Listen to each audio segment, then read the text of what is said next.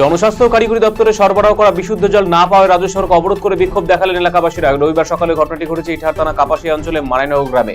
এদিন মারাইনগর উত্তর দক্ষিণ পাড়া গ্রামের বাসিন্দারা মারাইনগর মোড়ে চাঁচল ইটাহার রাজ্য সড়ক অবরোধ করে বিক্ষোভ দেখায়। তাদের অভিযোগ, গত 15 দিন ধরে দুটি গ্রামের প্রায় 20টি বাড়িতে পিএইচই দপ্তরে জল পাওয়া যাচ্ছে না। অনেক দূর থেকে জল এনে তা পান করতে হচ্ছে, নদীতে গিয়ে স্নান করতে হচ্ছে। রাতের অন্ধকারে সীমান্ত টপকে বাংলাদেশিদের ভারতে অনুপ্রবেশ অব্যাহত। চোরাপথে সীমান্ত পেরিয়ে ভারতে আসা এক বাংলাদেশি গ্রেফতার করল বালুঘাট জিআরপি থানা পুলিশ। জানা গেছে, ধৃতের নাম শাকিল মিয়া, বাংলাদেশের গাজীপুর জেলা কাপাসিয়া থানার বাড়ি। জিআরপি সূত্রে জানা গেছে, গত 14 ফেব্রুয়ারি হিলি সীমান্ত কাঁটাতারবিহীন এলাকা দিয়ে ভারতে অবৈধভাবে প্রবেশ করেছিল শাকিল। শনিবার সন্ধ্যে 5:45 নাগাদ বালুঘাট রেল স্টেশনে রহস্যজনকভাবে ঘোরাফেরা করছিল সে। তাকে দেখে সন্দেহ হয় জিআরপি থানা পুলিশ কর্মীদের। বিয়ের একদিন পরে গলায় ফাঁস লাগিয়ে আত্মঘাতী হল এক যুবক। ঘটনায় চাঞ্চল্য ছড়িয়েছে কোচবিহারের মারুগঞ্জের। মৃত যুবকের নাম দীপঙ্কর বর্মন, স্থানীয় উত্তর মরাডাঙ্গা এলাকার। ঘটনায় শোকে ছায়া নেমেছে গোটা এলাকায়। জানা গেছে, দীপঙ্কর বর্মনের সঙ্গে গত 2 দিন আগে নিউ কোচবিহার জেলার তরুণীর সামাজিক মতে বিয়ে সম্পন্ন হয়। তবে মেয়ের পরিবার আর্থিকভাবে সচ্ছল না থাকায় পরিবারের তরফ থেকে ছেলের বাড়িতেই বিয়ে সম্পন্ন হয়। গতকাল ছিল বউ ভাতের অনুষ্ঠান, তার পরদিনই এই ঘটনা। নাতির সামনে ঠাকুমাকে কুপিয়ে বাড়িতে লুটপাট চালানো এক দুষ্কৃতী। রবিবার ঘটনা ঘিরে চাঞ্চল্য মালদার হবিবপুর থানা বুলবুলচন্ডী 3 নম্বর কেন্দুয়া গ্রামে। জানা গেছে, এদিন ভোররাতে আন্নাবালা মৃধা নামে বৃদ্ধা শৌচালয়ে গেলে চুপি সারে তার ঘরে ঢোকে এক যুবক। বৃদ্ধার মুখ চেপে ধরে ঘর থেকে বটি নিয়ে তাকে প্রথমে আঘাত করে। সেখানে থাকা বৃদ্ধার নাতি টের পেয়ে গেল। তাকেও প্রাণনাশের হুমকি দিয়ে বৃদ্ধার কাছে থাকা অলংকার, টাকা পয়সা ছিনিয়ে নিয়ে পাশের ঘরে বৃদ্ধার পুত্রবধূ ঘরে যায়। সেখানেও হামলা চালায় এবং পরনে অলংকার, টাকা পয়সা নিয়ে চম্পট দেয় যুবক। রাজ্য সরকারি কর্মচারী সংগঠন কনফেডারেশন অফ স্টেট গভর্নমেন্ট এমপ্লয়িজের রায়গঞ্জ ব্লক কমিটি 33তম বাৎসরিক সম্মেলন অনুষ্ঠিত হল। রবিবার রায়গঞ্জ পঞ্চায়েত সমিতির সভাকক্ষে সম্মেলনের আয়োজন করা হয়। সম্মেলনের মধ্য দিয়ে বিভিন্ন দাবি দাওয়া নিয়ে আলোচনা করে সংগঠন সদস্যরা। আগামী 1 বছরের জন্য এই কমিটি গঠন করা হয়েছে। পাশাপাশি বিদায়ী কমিটির পক্ষ থেকে আয় ব্যয়ের হিসেব পেশ করা হয়।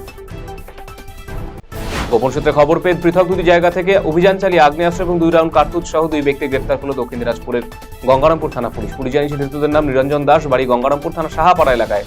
অপর একজনের নাম প্রীতম দাস, তার বাড়ি গঙ্গারামপুর জ্যোতিপুর রোড এলাকায়। শনিবার রাতে গঙ্গারামপুর থানা পুলিশের কাছে গোপন সূত্রে খবর আসে, ধৃত দুজনের কাছে বেআইনি অগ্নেয়াস্ত্র মজুদ রয়েছে। খবর পেয়ে গঙ্গারামপুর থানা আইসি নেতৃত্বে দুজনের বাড়িতে হানা দেয় গঙ্গারামপুর থানা পুলিশ। উদ্বোধনের আগে জাতীয় সড়কের উপর নির্মাণ হওয়া উড়ালপুল একাধিক জায়গায় ফাটল, আঙুল দিয়ে খসে পড়ছে চাঙড়। ঘটনা ঘিরে আতঙ্ক ছড়িয়েছে মালদা হরিশ্চন্দ্রপুর তুলসীহাটায়। হরিশ্চন্দ্রপুরের চাঁচলগামী 81 নম্বর জাতীয় সড়কে তুলসীহাটা কাছে নির্মাণ হয়েছে উড়ালপুল। এদিনে উদ্বোধনের আগে নির্মাণ উড়ালপুল একাধিক জায়গায় ফাটল দেখা দিয়েছে। পাশের রাস্তা দিয়ে চলছে যানবাহন চলাচল, যা নিয়ে আতঙ্ক প্রকাশ করেছেন নিত্যযাত্রী থেকে শুরু করে যানবাহন চালকেরা। মাদক কারবারের প্রতিবাদ করায় তৃণমূল নেতার গাড়িতে আগুন লাগানোর অভিযোগ দুষ্কৃতীদের বিরুদ্ধে। মালদার মানিকচক ব্লকের এনায়েতপুর অঞ্চলে শেখপুরা গ্রামে এমন ঘটনায় চাঞ্চল্য ছড়িয়ে পড়েছে।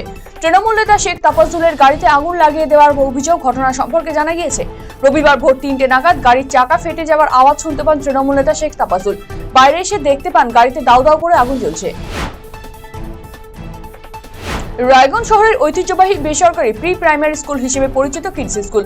রবিবার এই স্কুলে অনুষ্ঠিত হলো আর্ট অ্যান্ড ক্রাফট বিষয়ক বিশেষ প্রদর্শনী। সারা বছর পড়ুয়ারা আর্ট এবং ক্রাফট বিষয়ক যে কাজকর্ম করে থাকে তা নিয়ে এদিন বিশেষ প্রদর্শনী অনুষ্ঠিত হয়, যাকে ঘিরে যথেষ্ট উৎসাহিত ছিল পুঁজিকাচা পড়ুয়ারা। তৃণমূল নেতার প্যাড ও রাজ্য সভাপতির স্বাক্ষর জাল করে সভাপতি পদে ভুয়ো নিয়োগপত্র কাণ্ডে গ্রেফতার আরও একজন। ধৃতের নাম মলয় দেব অধিকারী, বয়স 50 বছর।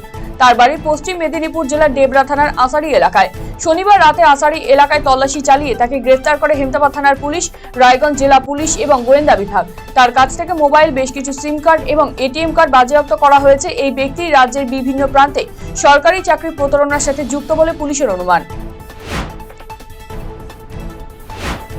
কালিয়াগঞ্জ বারবাড়ি যুবা মঞ্চের উদ্যোগে বিনামূল্যে ক্যান্সার রোগ নির্ণয় শিবির অনুষ্ঠিত হল রবিবার।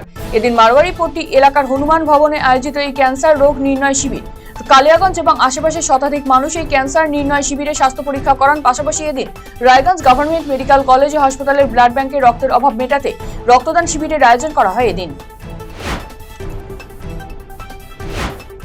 পশ্চিমবঙ্গ বিজ্ঞান মঞ্চ পরিচালিত 2024 সালের উত্তর দিনাজপুর জেলাস্তরীয় বিজ্ঞান অভিক্ষয় কৃতীদের পুরস্কৃত করা হলো রবিবার। এদিন রায়গঞ্জের সুপার মার্কেটের ওয়াইএমএ ভবনে এই পুরস্কার বিতরণ অনুষ্ঠানের আয়োজন করা হয়। অভিক্ষয় অংশগ্রহণকারী জেলার প্রায় 25 জন কৃতীকে এদিন পুরস্কৃত করা হয়। পশ্চিমবঙ্গ বিজ্ঞান মঞ্চের উত্তর দিনাজপুর জেলা সম্পাদক পার্থপ্রতিম ভদ্র জানিয়েছেন, 2024 সালের বিজ্ঞান অভিক্ষয় জেলা জুড়ে 250টি স্কুলের 12,500 পরীক্ষার্থী পরীক্ষায় বসেছিলেন।